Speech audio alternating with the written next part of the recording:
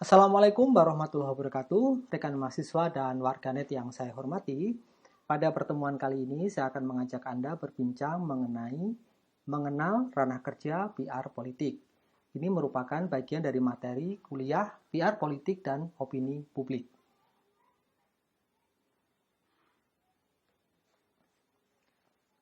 Sebelum mengenal lebih jauh tentang ranah kerja PR politik, kita perlu memahami dulu bahwa PR politik merupakan bagian penting dalam aktivitas komunikasi politik yang dilakukan oleh para aktor politik. Nah, yang dimaksud aktor politik di sini ini mencakup politikus parlemen, presiden, kepala daerah, serta pemangku jabatan politik. Siapa saja pemangku jabatan politik? Salah satu contohnya adalah menteri. Menteri sering disebut dengan jabatan politis. Mengapa? Karena sebagian jabatan menteri diberikan kepada para politikus atau wakil dari partai politik yang mendukung salah satu calon presiden pada saat pemilihan presiden atau pilpres. Nah, Kiosis dan Strombeck menjelaskan PR politik tidak hanya dipraktikkan oleh politikus profesional, namun juga dilakukan oleh sejumlah orang. Pertama, pejabat yang membidangi pers. Mereka tanpa kita sadari kadang juga melakukan aktivitas yang disebut dengan PR politik. Kedua, penulis pidato yang mana pidatonya nanti dibaca oleh kepala negara atau mungkin oleh aktor politik. Ketiga, pencari dana kampanye politik. Keempat, manajer kampanye. Dan yang kelima adalah konsultan komunikasi politik. Untuk profesi yang kelima ini, jelas mereka akan bersinggungan dengan aktivitas PR politik. Dari kacamata keilmuan, Kiosis dan Strombeck menjelaskan bahwa PR politik merupakan perpaduan dari 3 pengetahuan, yakni pengetahuan seputar komunikasi politik, ditambah dengan pengetahuan seputar public relation, dan yang terakhir, pengetahuan seputar riset politik.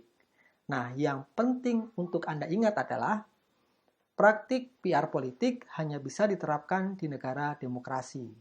Mengapa demikian? Di negara demokrasi membutuhkan kontestasi. Dan dalam kontestasi itulah masing-masing aktor politik harus punya strategi sekaligus taktik komunikasi yang jitu agar tujuan politiknya bisa tercapai.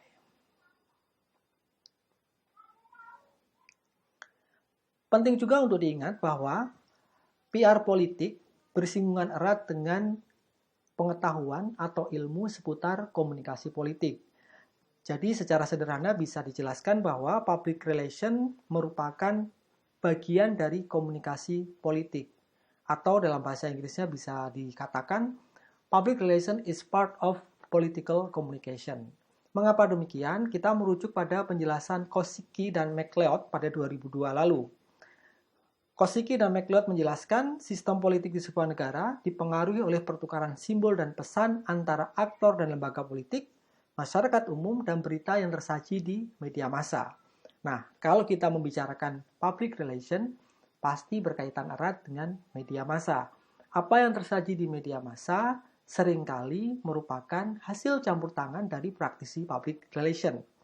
Begitu juga dengan berita-berita politik yang tersaji di media massa, besar kemungkinan ada campur tangan atau intervensi dari para praktisi PR politik. Anda lihat di gambar ini, antara komunikasi politik dan public relation ada kaitan yang erat.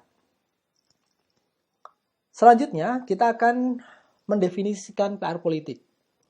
Nah, apa sebenarnya bayangan orang tentang public relation politik?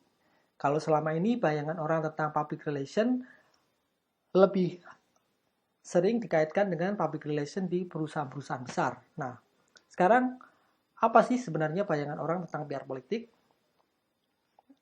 Seringkali PR politik itu dikaitkan dengan 2 aspek saja. Pertama, manajemen berita, dan yang kedua adalah relasi dengan media. Ini tidak salah, tapi bayangan ini dianggap terlampau sederhana. Padahal, ranah kerja atau bidang kerja PR politik bisa lebih luas dari 2 aspek ini. Nah, Spiro Koyosis dan Jesper Strombeck menjelaskan PR politik merupakan proses manajemen yang terjadi pada sebuah organisasi maupun yang dilakukan oleh aktor politik untuk tujuan politiknya. Proses ini berlangsung melalui komunikasi dan tindakan yang bertujuan serta berusaha untuk memengaruhi, membangun, dan memelihara hubungan dan nama baik atau reputasi dengan publik guna mendukung misi organisasi atau aktor politik dalam mencapai tujuannya. Semoga tidak bingung ya dengan definisi ini. Nah, supaya Anda tidak bingung, saya paparkan dalam bentuk bagan seperti ini. Anggap saja ada organisasi politik dan aktor politik. Nah, di sisi kanan kita melihat ada tujuan politik. Supaya tujuan politik ini bisa terlaksana dengan baik, maka organisasi politik maupun aktor politik harus menyuarakan kepentingannya. Caranya bagaimana? Dengan memengaruhi, membangun relasi, dan memelihara hubungan baik dengan pihak-pihak tertentu. Nah, seluruh proses ini harus dikelola secara baik, karena itulah ada istilah proses manajemen. Pada saat organisasi politik maupun aktor politik memengaruhi, membangun, serta memelihara hubungan baik dengan pihak-pihak tertentu yang dianggap bisa membantu atau berkontribusi untuk mewujudkan tujuan politiknya. Nah, kita berkenalan dulu dengan definisi dari Kelly yang dicetuskan pada 1956 silam. Dalam proses manajemen komunikasi untuk kepentingan PR politik, ya, seorang praktisi PR harus memiliki 3 kemampuan. Pertama, mampu merencanakan aktivitas komunikasi. Kedua, mampu memilih isu yang tepat. Dan yang ketiga adalah mampu memproyeksikan masalah yang akan muncul. Jadi membayangkan masalah yang akan muncul ini seringkali dilupakan oleh para praktisi PR. Nah, dalam konteks PR politik, membayangkan masalah yang akan muncul atau memproyeksikan masalah yang akan muncul ini menjadi salah satu aspek penting yang harus dipertimbangkan. Di samping punya kemampuan memilih isu yang tepat dan merencanakan aktivitas komunikasi. Mengapa memilih isu yang tepat ini menjadi penting? Karena kepentingan-kepentingan politik atau ide-ide politik tidak akan pernah lepas dari isu yang berkembang di tengah masyarakat. Sesuatu disebut isu manakala ada perbedaan pendapat antara sejumlah orang dalam memutuskan atau merumuskan suatu hal. Masih dalam mendefinisikan PR politik. Nah, dalam proses manajemen komunikasi ini, seorang PR politik juga dituntut punya kemampuan bertindak sebagai boundary spanner sekaligus koalisi dominan. Nah, Anda bisa membaca bahwa yang dimaksud dengan boundary spanner adalah kemampuan seorang praktisi PR politik untuk menggunakan beragam metode komunikasi guna memperkuat relasi dengan pihak-pihak yang dianggap punya efek positif terhadap kepentingan politiknya. Mengapa boundary spanner ini harus dimiliki oleh seorang praktisi PR? Karena esensi dari public relations sendiri adalah membangun dan merawat sebuah relasi antara pihak tertentu dengan pihak yang lain. Nah, bagaimana yang dimaksud dengan koalisi dominan? Koalisi dominan adalah kemampuan praktisi PR untuk menjadi bagian dari kelompok eksekutif yang punya kekuatan dan kekuasaan dalam struktur organisasi untuk mengambil keputusan mengenai pencapaian tujuan dan tugas secara objektif.